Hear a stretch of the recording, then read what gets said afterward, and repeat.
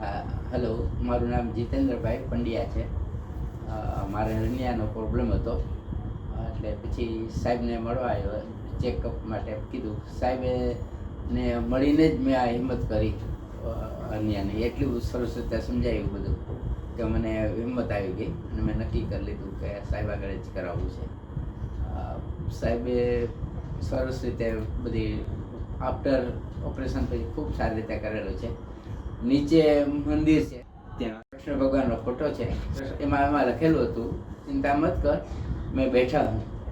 એટલે સંજીવ સાહેબ છે એ ખરેખર મારા માટે ભગવાન થઈને જ આવે. હું આ ઉપરાંત બધા સ્ટાફનો, હોસ્પિટલનો, કાઇઝલ હોસ્પિટલના તમામ સ્ટાફનો આભાર માનું છું. અને હું સંજીવ સાહેબનો ખાસ પર્ટિક્યુલરલી આભાર માનું છું.